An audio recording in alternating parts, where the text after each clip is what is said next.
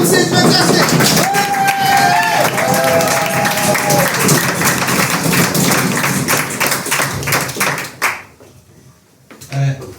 The other day I went into the ladies' toilet by mistake. But there was no one in there luckily, so I used it as an opportunity to have a look around. I don't know what the big deal is. The only difference that I could see was a special little bin that they had in the corner. I've no idea what it was for, but it looked like someone had had one hell of a nosebleed. So I'm Stuart Gribbin, welcome to my set. I've not been doing stand-up comedy that long. The first time I did stand-up comedy, I mainly told one-liners. Some of the audience laughed, and the others clearly had a sense of humour. But some of the jokes that I told jokes about terrorists, and my family were a bit like, oh, you shouldn't tell jokes about terrorists, or what if something happens? But I've received no backlash whatsoever from telling these jokes, and I can only assume it's because the terrorists are intimidated by me. Have you ever noticed that ISIS spelled backwards is sissy? So today I want to talk about relationships, because I think relationships are difficult, they're hard, and I think hearing other people's experiences, we can learn from that. So for example, a couple of years ago, I was at the petrol station, just like filling up a car with fuel, and I noticed out of the little shop that you get at the petrol station, a young man walks out, and in his hands, he's holding a pack of sanitary towels. That's right, we're still talking about this. I don't need to go into detail about what they are and what they're used for, I think everyone knows. But he had them in his hands, and he stood in the doorway of the shop at the petrol station, and he held them aloft above his head for all the forecourt to see, and they're bright blue, colourful, and it was very clear what they were. He turns to one of the cars on the forecourt, and he says, "Are these the ones you wanted? Is it these ones? No wings, to be discreet. You want to be discreet? Heavy flow. These ones? Is it these ones? Yeah? Oh, okay." And then he walks back in the shop, and I turned to the car that he was addressing, and you could see this poor young girl, mortified. Her face was as red as that bin I was talking about earlier, and she just wanted the ground to swallow her up. And I was thinking about this guy. He's going to get the biggest rollicking of his life. He's got no idea. He's completely oblivious. And I know for a fact, she's not going to be in the best of moods anyway, let's be honest. He's undoubtedly made that worse by what he's just done.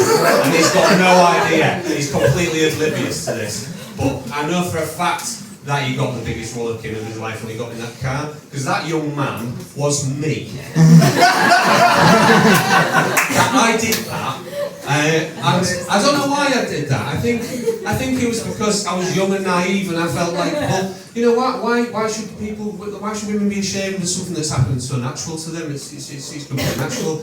Either that, or I was just a complete idiot and totally oblivious to her feelings.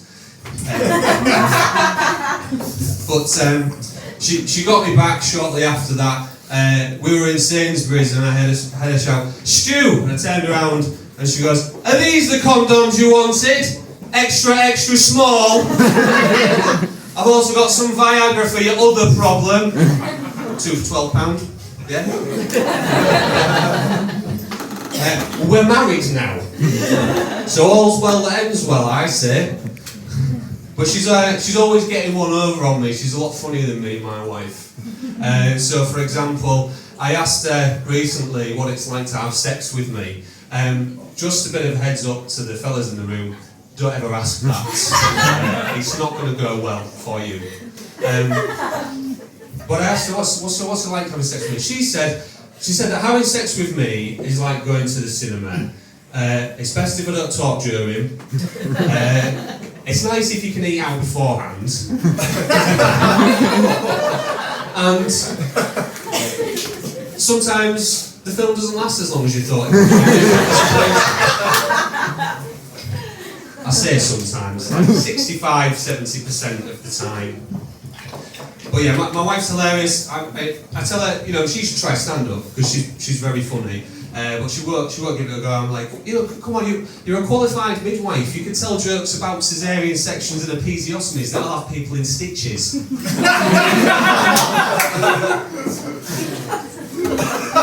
Now, I know there are going to be some people in the room now thinking, what's an episiotomy? And I'm not going to go into that here. You'll just have to Google that one. And I know that now there's going to be people thinking, how do you spell episiotomy? And I'm not going to tell you about that either. I think it's best if you don't know. If you do end up managing to Google it, whatever you do not look at Google Images. That's all I will say. One of the things I've noticed about being married is that my wife says "we" when she means "I," or "you." She uses it interchangeably. So, for example, "Oh, we really need to put the bins out." I hate doing that. Yeah. Or "Oh, we should really cut the grass in the garden." We absolutely love watching Love Island today. But it's something that I might try and adopt myself. I might try and use that. Start saying "we" when I mean you or I. So look out for that. Anyway, I'm going to start telling jokes now. That was all just preamble. So. I went to visit a castle the other day, and I heard wanker, arse, bollocks. The castle had turrets.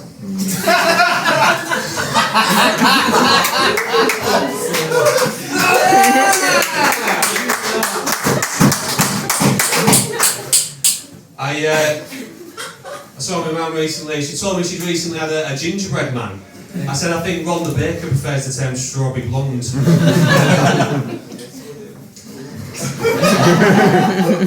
Ron's in tonight. Do you like fairy tales? Yeah? Well, have I got a treat for you? I've started trying to write my own versions of fairy tales in my book. And I've got one, it's kind of like, it's a bit of a remix of one of the like traditional fairy tales. So I'm just going to read it to you and see what you think. Once upon a time, Snow White was feeling happy. This gave Happy an erection. That one's a work in progress.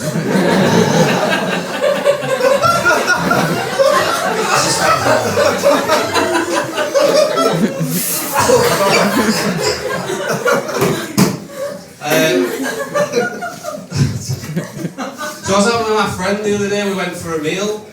And I said to him, what do you fancy? He says, I think I'm having a Caesar. I wasn't really feeling salad, so I had the steak. And then my friend, he ruins the evening by knocking things over and drooling all over himself. Completely losing control. Some people have reached the punchline before I am. Turns out he was having a seizure. I was wondering why he wasn't touching his croutons.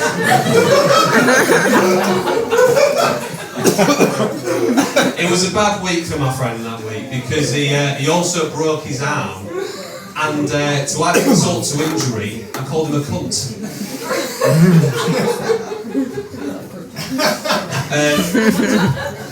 I've got another fairy tale that I just want to show you. It's kind of a sequel. Once upon a time, Snow White was feeling grumpy because Happy had given her an STI. Again, just work in progress. Well, you've been a terrific audience, and I think we can agree that we found me very funny. I mean,